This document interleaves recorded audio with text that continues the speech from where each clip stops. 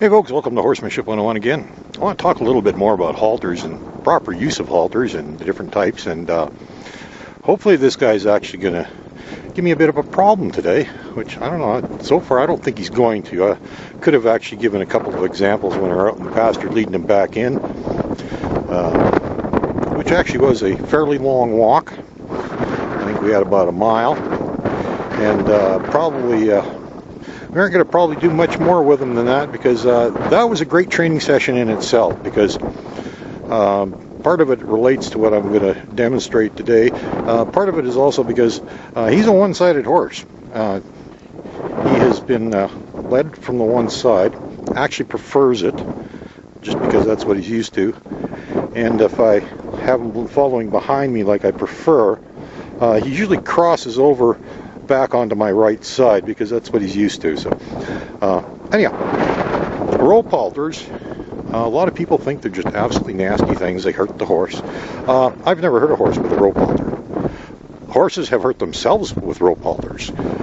This guy being a perfect example of that. He didn't like being tied, and so what would happen is his owner used a web halter, and twice he broke that halter by pulling, which taught him two very bad lessons. First off is if he pulls hard enough, he can get free. Secondly, he learned not to respect the halter because it didn't hurt him. It was more like a harness with the webbing on it. It's fairly wide. It displaces the weight all over the place. And they can pull really hard on those things, and it doesn't hurt them. At least not much, anyhow. Not enough that they care. And so he learned he didn't have to listen to the halter. He learned if he pulled hard enough, he could get away. And he also learned that he didn't have to do what he was told. And that's the worst part. And that's one of those things with this particular guy. Just reaffirmed his disrespectful nature, and that's what led up to. Now, can a rope halter hurt a horse? Well, sure it can. It absolutely can if it's used incorrectly. And the people that are very adamant about not using them, I suspect they really don't know how to use them properly, because I never hurt a horse with a rope halter. Now, you'll notice he's turning his head. Now, this is something I want to talk about. It's got to do with the right way to handle the horse with a rope halter. You'll notice he turned his head. Now, I let him. Now, there's a reason for that. Somewhere out there, actually, I don't know where they are now, but somewhere way out in the pasture there are his buddies. And he's got a bit of separation anxiety, so he likes to take a look over his shoulder every once in a while, see where his buddy is.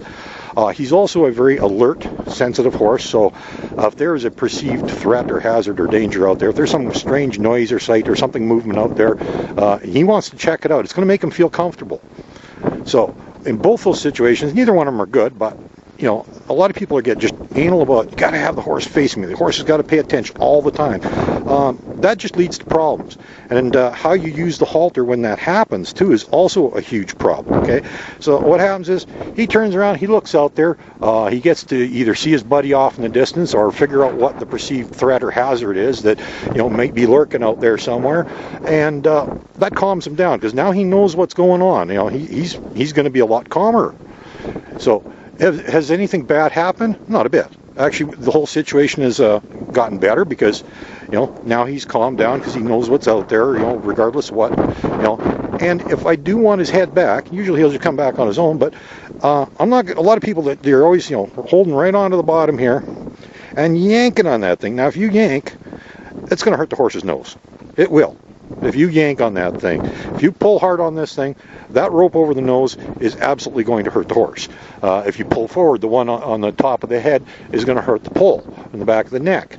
You don't want to do that, especially if the horse is nervous about something already. Now, if he's turned his head around to check something out because he's a little concerned about what's happening out there, the worst thing you can do is cause him pain in the process, because then you're going to have a horse that's stressed and in pain, and you know, the situation can escalate.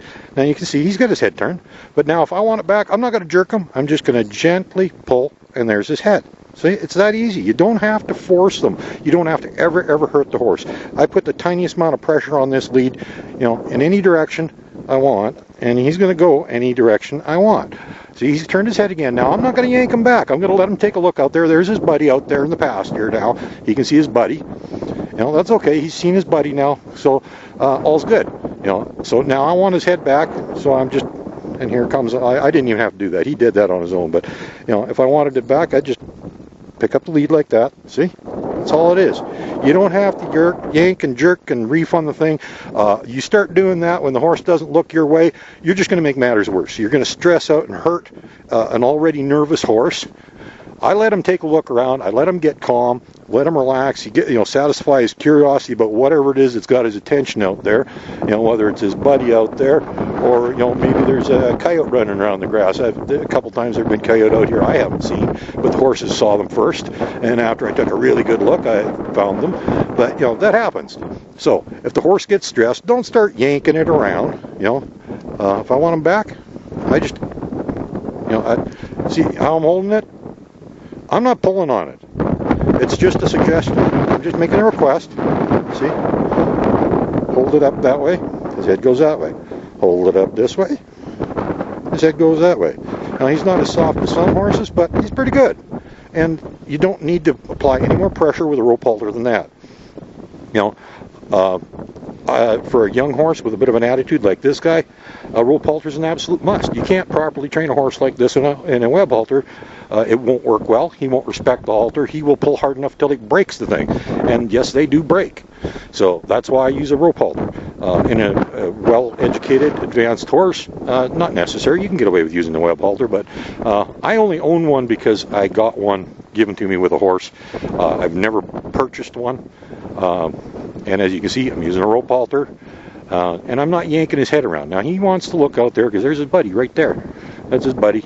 And, this gives him a little bit of solace. It makes him happy. But you know what? If I want, I don't jerk him or yank him. I just put the tiniest bit of pressure on, and he turns right around to me again. And we got our horse back. Okay? So, rope halters, can they hurt? Yes, if they're not used right. If people say they're mean to the horse and the rope halters hurt and everything else, it's because they don't know how to use them properly. There's absolutely no reason for hurting the horse intentionally with a rope halter. If you do it properly, it doesn't hurt the horse a bit. The only time that horse is ever going to get hurt by a rope halter is if it does it to itself. And horses are smart animals. They're going to learn very quickly not to do that. And it won't happen again. This guy, he did get switched from a web halter to a rope halter, and his tying problems quickly ended because he only pulled a couple times. It hurt. He decided that wasn't a smart thing to do. He wasn't getting free, and he never did it after that. Although personally, I don't think that was actually the problem. Tying wasn't the problem. He has other issues. That was just a symptom of a problem, which I talked about before. Is symptoms versus problems. What you see isn't always the problem. Sometimes it's a symptom of a totally different problem altogether. In his case, he was disrespectful. Learned how to say no in many different ways, and had gotten away with it over the years. Including by breaking halters, so he thought he could get away with it. That's just the way it was. But he's come a long ways, and we don't have to yank him around. He'll do anything we want just by, picking up the lead. You see, it's just sitting over my one finger here. And that's all you need to do. You don't have to get forceful with your horse. And there's nothing wrong with leaving a couple feet of slack in the lead and letting the horse look around. It helps the horse solve its curiosity, calm it down if it's got a concern, whether it's a separation anxiety because his buddy's out there and he's in here, or if there's a perceived threat out in the pasture. Either way, let the horse look around, let him calm down. It's good for him. Yanking his head back is just going to add pain to the already anxious horse and make your problems even worse. You don't want that. So be gentle with your horse, be kind to your horse, don't hurt your horse. You're just going to make matters worse, okay? Learn how to use a rope halter properly, and you aren't going to have a problem. Have a good day, folks.